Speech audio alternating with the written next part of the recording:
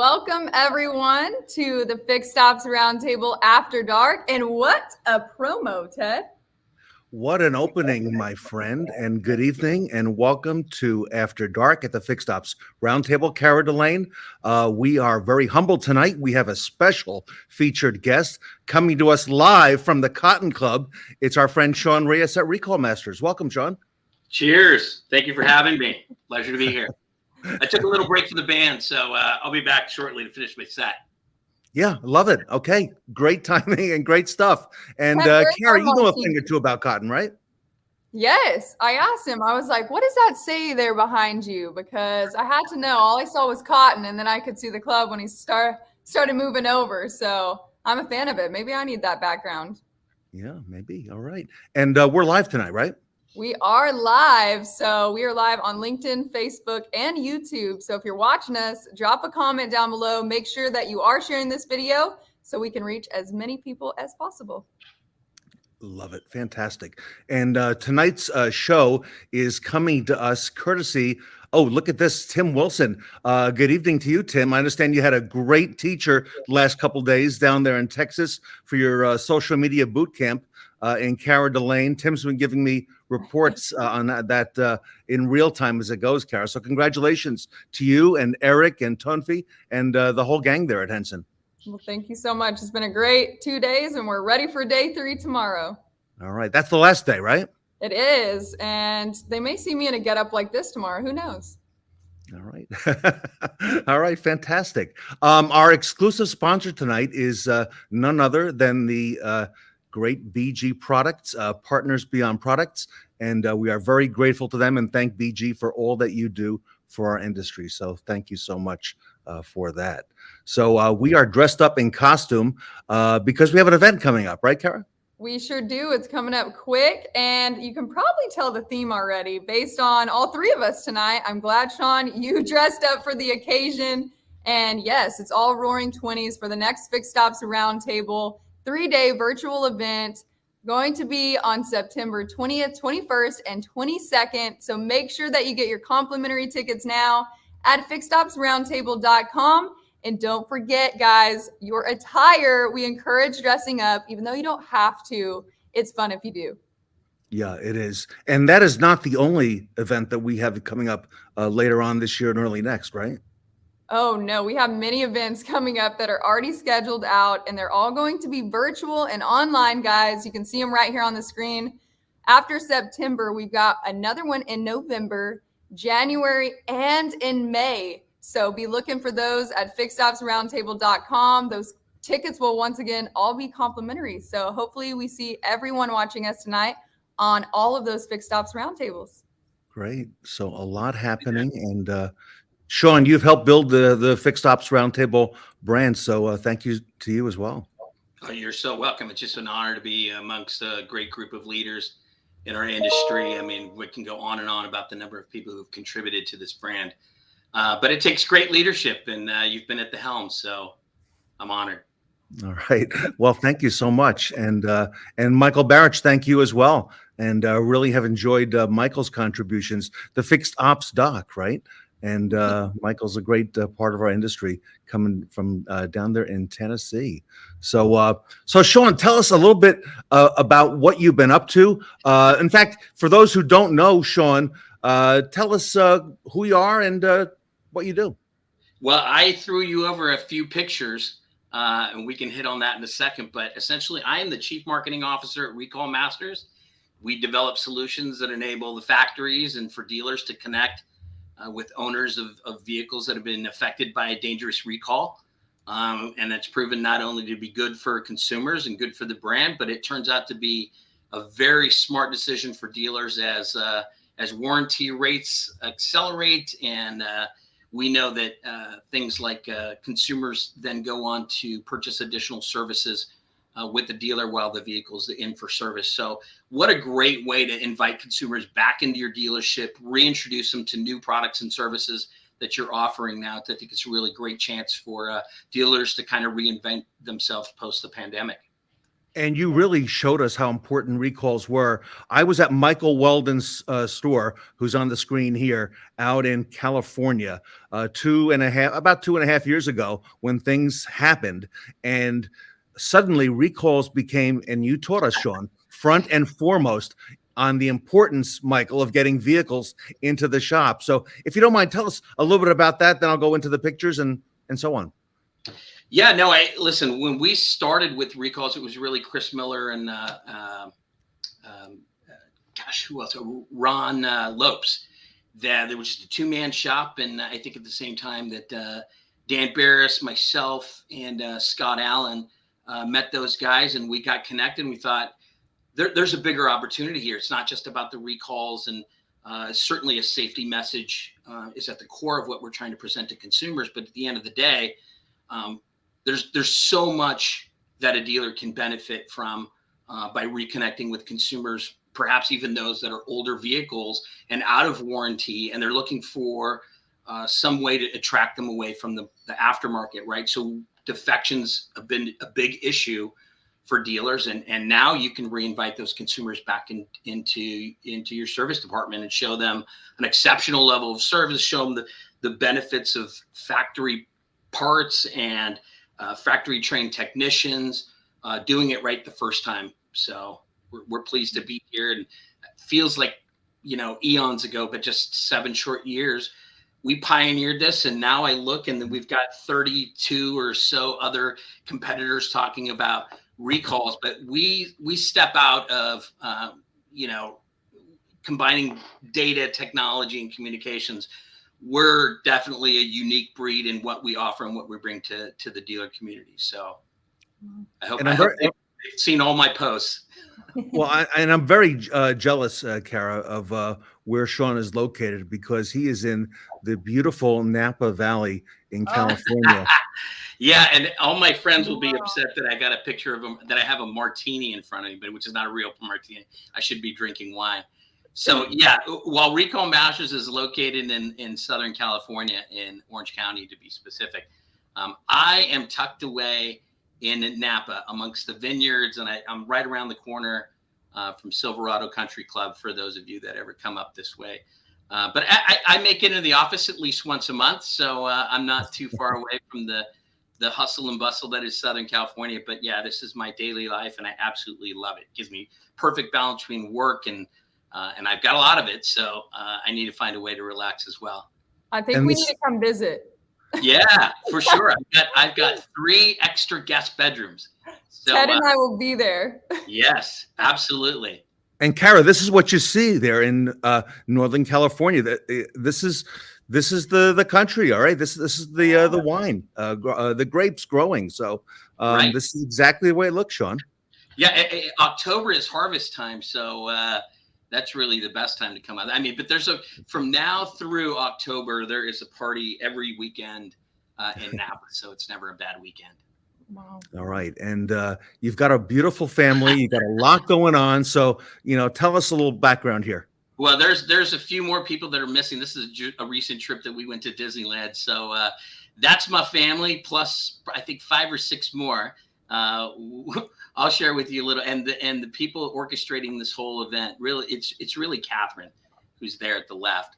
Catherine is just a phenomenal host, and she's just the greatest partner that I could have in life, and I owe it all to her. So all these people, they call her Mama. Oh wow! And you've got some very special ladies in your life. Yeah, so this is Catherine in the middle, and then that's my daughter to her left, and Catherine's daughter is to her right, but you can decide who looks more like me. I get told Anna, who is on Catherine's right, looks more like me than Alyssa does. So on her left. But we do something called Bottle Rock every year. It's like a big music festival that goes on here. So we're big music people, and of course the wine is never bad, and the food is never bad, as evident in the clothes getting a little bit tighter during the pandemic and after many Bottle Rock festivals. Mm-hmm. Oh wow! And I saw this picture, and I said, Kara, You know, tonight's not the first time that Sean's gotten dressed up in character. Right. I won't say it's, you know, I didn't wear makeup tonight, but here with my daughter, I did. I love my kids so much, and sometimes being a parent means you got to get at their level. So if I got to paint my eyes red and go to a 21 Pilots concert, that's what I'm going to do. So yeah, I've done Coachella probably about 5 or 6 times, which is crazy. I'm easily the oldest guy there. But I love music, and it's kind of nice that you get a lot of energy being around those young kids. So Dad of the year. Yeah, well, you know, it's by that third day I'm really on hands and knees. But yeah, I will make it through the concert if hell or high water. So. And you've got some other special members of your family as well. Yes, these are the dogs. They kind of rule the roost. We do as they say. And that's the way it's going to be. So this is Mama's boss too. So she tells them what, you know, the rest of us need to do, and they bark out all the orders. Wow. So you've got is it two Chihuahuas, 3? The 2 on the left that are sisters, they're Chihuahuas, which are weenie dogs, Chihuahuas mixed. And the apple-headed Chihuahua on the far right is definitely pure Chihuahua, but she thinks she's a pit bull, like the brown one in the middle. Yeah, they don't know. They don't know their size. No.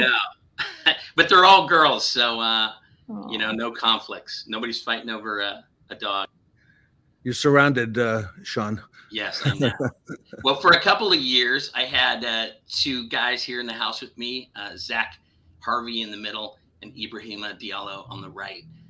They were both basketball players at a national prep academy program called Prolific Prep. So if you follow prep basketball, which is the equivalent of high school basketball, you might have heard of academies like Montverde or Oak Hill Academy, or the one down in Bradenton, the Bradenton Academy down in Florida. Well, we have one here on the West Coast, and it happens to be right here in Napa. And they're always looking for host families. So these boys became our live-ins for their full senior year. Wow. And they went on to go commit to Division I programs. In fact, Zach in the middle is from Kansas. He was the number 2 basketball player of the year in high school his sophomore year at Kansas. So that's a big thing. He played with Team USA, etc. Ibrahima Diallo on the right came all the way from Saly, Senegal. So, and he didn't know a lick of English his freshman year. By the time he made his way to us, he was much better at speaking English, thank God, because my Senegalese is not very good. But they both went on to, you could fast forward, next picture. They are now Ibrahim is over at San Jose State. Zach is over at UC Santa Barbara. But they played their first game against each other when Ibrahima was at Ohio State and Zach had committed to the University of Cincinnati. So their first game together at the College 1 level was against each other all the way out in Ohio. They have since transferred schools, and guess who they played at their new programs? They played each other once again. San Jose State versus UC Santa Barbara for their first experience together at that college level. So Zach was hurt that day, but it was just kind of nice. It filled out the picture. And give me some perspective on height. How tall? So Zach is, I think, 6'6", and Ibrahim is 7 feet. Yeah. Whoa. So he was the one that would pass the ketchup at the dinner table. You know, he could reach it from anywhere. Reaching over. Yeah. And so along the way, you meet some great kids that come through Prolific as well. And this was the number 2 pick in last year's NBA draft, a kid by the name Jalen Green, who also played here at Prolific for a couple years. And so the boys would always get together and have friends over. And whenever they came back to Napa, they would host the younger kids that were still in the program. And we got to know Jalen pretty well. And it's kind of nice to see that he's making 100 times more money than I'll ever make in my lifetime. But he's a sweet kid, and just love to see these guys off in the next chapter in their lives. So glad to play whatever role we can in helping these kids get to the next level. And for Ibrahima, who's again, his home is Senegal, we have for the last 4 years been his day-to-day parents. Like I'm helping him move and pay rent and you get all that stuff too. So, And Sean, you're a great family man, and I think that comes from the relationship you've had with your parents. You and I have had a lot of discussions about your mom and dad, and tell us a little bit about your dad and mom here. yeah, my dad was the hardest working man I'll ever know. I think, he just never got tired, always pushed and wanted more out of us. And, one of the things that you could do as an 8-year-old kid was assemble scaffolding and pull water hoses. And by 10 years old, I was mixing concrete and mud and stucco and whatever it needed to move bricks. I mean, so I just, while other kids were probably riding bikes and going fishing, I was moving bricks and mixing cement. But I love being with my dad. It taught me that work ethic, that, every second matters in the day. We had to beat the sun before it went down. And, by the time I was 15, 16 years old, I was the best apprentice he ever had. So Wow. it was amazing. And that scaffolding, I remember as a young man, that takes a lot of room. You need a truck to tote that stuff around. And Right. Kara, you may not recognize what's on the roof of that house there, but years ago, this is what we had in our neighborhood. I had one on my house. That was the television antenna. Right. That's not how we got internet, by the way. That's just Oh my gosh. the 5 or 6 channels. And here's my mom. She passed away last year in April. She made it through the pandemic, and then just her liver gave out on her. But she was also one that gave me the values of believing way beyond your abilities and what society held for you or limited you with. She was always kind of a breaking through the glass ceiling kind of woman.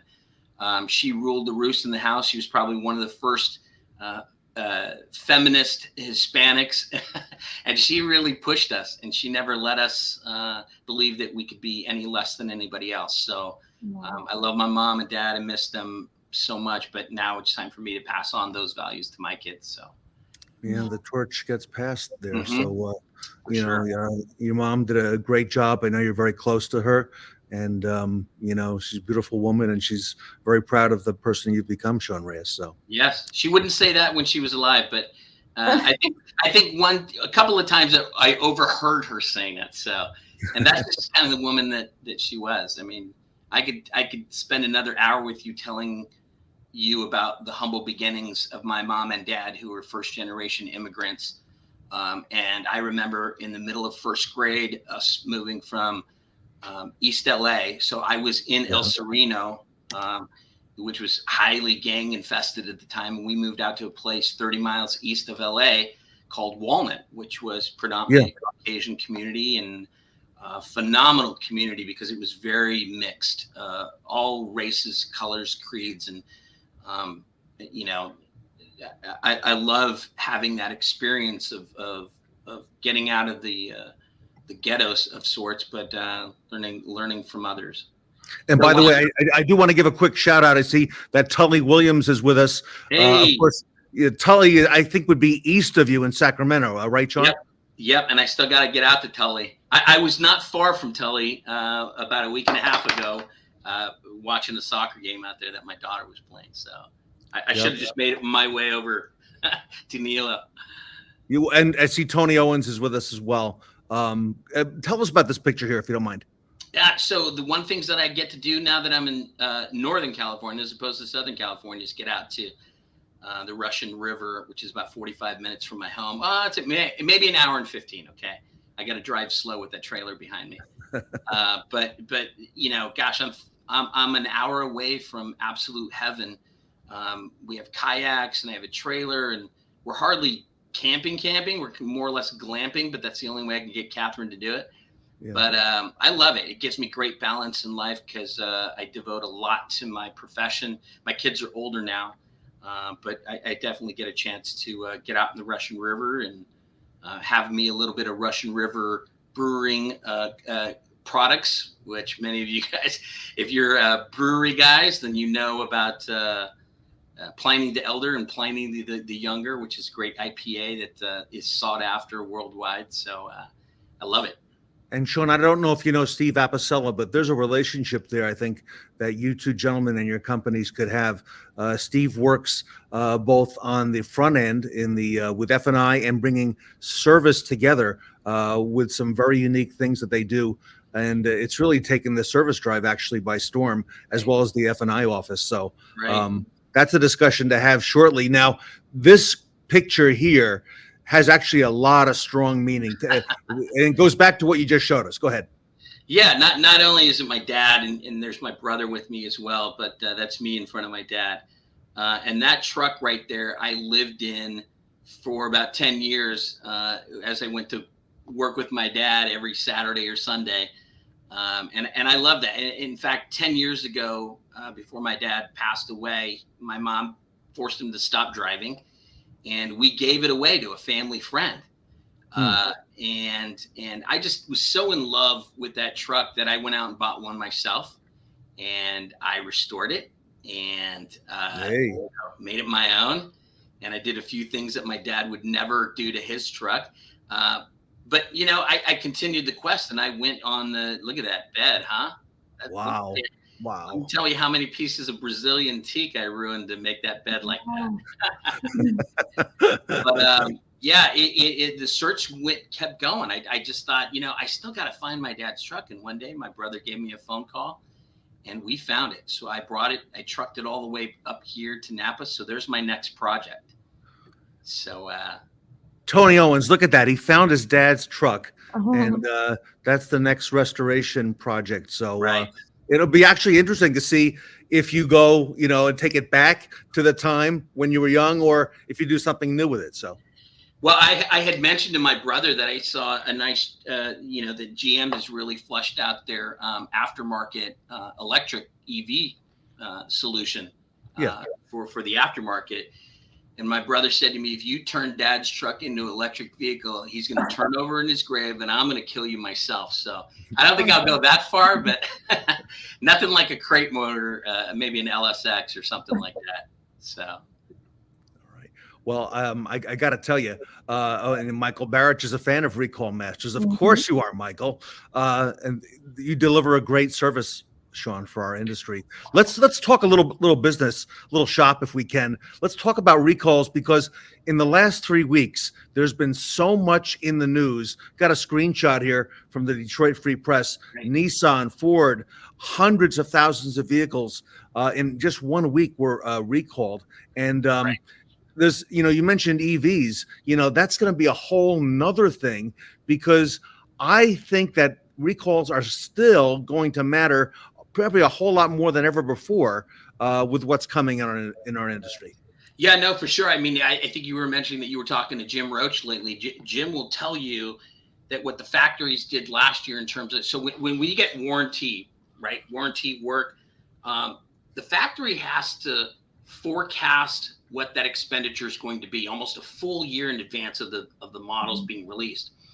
And in a year where I think production was down 17%, the factories had increased their warranty payout by 4%.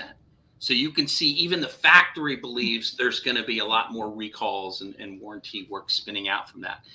In fact, this last week alone, not only there was some Toyota EVs where the wheels were falling off, but I think there was an article written that just about every Tesla has been recalled in some capacity. So there's a lot of over-the-air updates that are maybe accessible to Tesla owners, but plenty that are not. There's a collection of battery fires, the Ford F-150 Lightning recall, and that had nothing to do with electronics. It was really or with the battery system. It was tire pressure monitoring system. So and then the Mach-E, right. I heard So about today.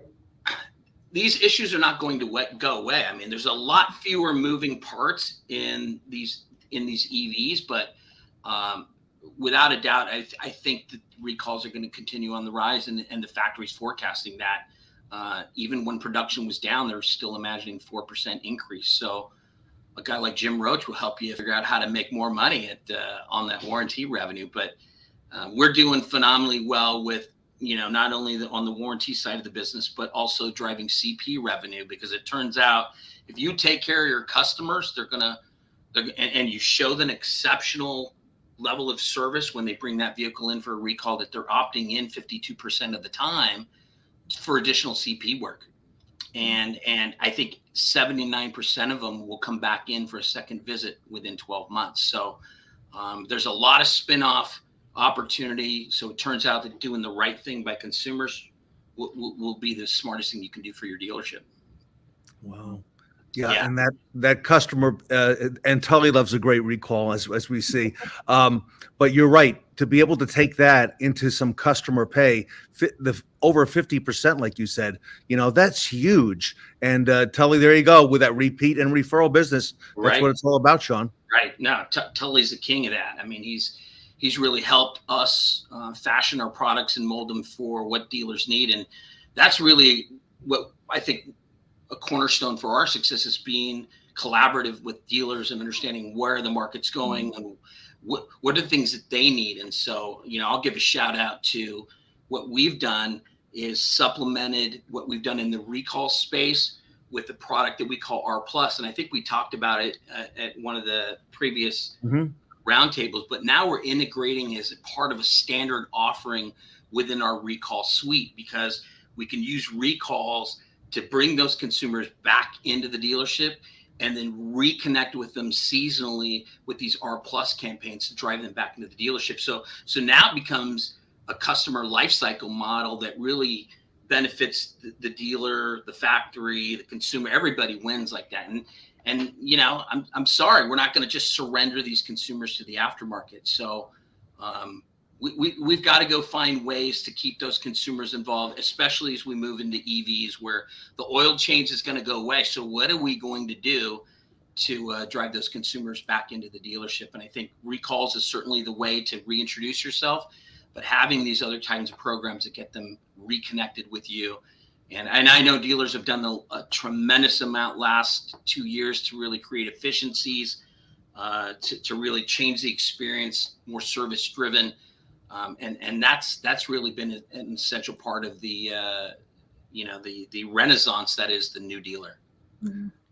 Sean, if a dealer or a fixed ops director, like some of the ones we just see, are watching tonight and want to reach out to Recall Masters and find out more, how did they do that? They can find me at Sean@recallmasters.com. Sean, SEAN. At recallmasters.com, where they can visit us at www.recallmasters.com and take a look at what we do. In fact, one of the things that I'm doing for a lot of dealers that are still not sure what the opportunity is I'm running a couple of different reports that will show you how many recalls are within the PMA that you serve. And you'll see it's probably about 3 times the number of vehicles that the factory gives you, because we are able to aggregate 2nd, 3rd, 4th generation owner data that the factory doesn't have access to. And again, following the federal mandate, that does not require the factory to notify secondary owners. It's only original owners. So you're going to need a partner who's more entrenched in consumer data. So that's kind of where we started. We started in the consumer data space for dealers, but again, like, we recognize also that we had to build out technology and support it with the ongoing communication. So now we've 3 pillars all in place. You got to come back, Sean, and lead a panel on recalls like you did some time ago. You had one of the best panels, by the way, that we've ever had on a fixed roundtable. You had Patricia from the BMW store there in the Carolinas. I believe you had Adam in Staten Island at the Island Group. At the Island Group. Adam was powerful, former Kia executive. And just 2 nights ago, we had a panel on here with Joe Lockhart with Automax with the technician panel. Tully was on that. And the panels have been very popular. So there's a lot to talk about with recall. Only if Tully agrees to moderate again. If you recall, I just sat quietly and watched Tully do his thing. And none of these folks were given any scripted points. I just let them talk away. And I'm just so proud of being able to serve the hardworking industry that is the fixed op side of the business. And there's more to uncover, so we're excited. Well, we're looking forward to it. You mentioned a name there, a gentleman who's going to be at the Roaring Twenties event. It's Jim Roche. Jim Roche is going to be speaking at the Fixed Ops Roundtable Roaring Twenties event in September. Also, a few other folks. So we just announced today, David Spizak is going to be there. Sean, you know David as well. He's a great fixture in our business. Also, a very good friend of all of ours, David Boyle from Traction, is going to be here with us at the event, and Steve Greenfield from Automotive Ventures is going to take us through some of the latest things that are happening, and Len Belavia is going to be here with a lot to talk about on warranty, as well as the dealer franchise threats that are out there right now that are lurking, and we look forward to continuing that conversation with Len as well. And so a lot in store. Oh, that's a phenomenal group of guests that you got there. Kara, when is the event again? It is coming up quick, September 20th, 21st, and 22nd, all virtual and online, guys. So make sure you grab your complimentary tickets now at fixedopsroundtable.com. And in case folks were not able to see the entire show tonight, Tully, I agree with that statement. Kara, how can they catch the replay of this? Y'all can now catch us on YouTube. So if you have to unfortunately miss one of our shows on Mondays or Wednesday nights, you can watch it back on a replay on our YouTube channel. So make sure to go subscribe now to our Fixed Ops Roundtable YouTube. And, you know, Sean, I got to tell you, we learned a lot in the last couple of years. And that YouTube channel has been really important because people want to come back and say, you know, I want to see that panel that Sean did, or I want to see, you know, the show from Wednesday night. So be able to have that as a resource, you know, great stuff. So. That's right. Now that archive content is still very much valid. I mean, we've learned a lot. I mean, we talked about the changes that have happened in the last 2 years. So you kind of think, man, I remember talking about some of this stuff, you know, a year and a half ago, not believing that it was going to be all here unveiled for us today. And it is. And that's why I'm just in awe at the type of innovation that is coming out of just about every store. So it's great stuff. Great material. Sean Reyes, thank you at Recall Masters for being here tonight, and look forward to more conversations with you, my friend. So come to Napa. We'll talk. We'll be in Napa soon enough, Sean, but thank you so much for being on the show tonight. And I look forward to our next conversation because I can tell you've got a lot more in store for us. So I'll be looking forward to that. But thank you so much for being on the show tonight. And on behalf of myself and Ted, thank you, Sean. Thanks, everybody, for watching. Catch us on Monday night live at 8 p.m. Thank you.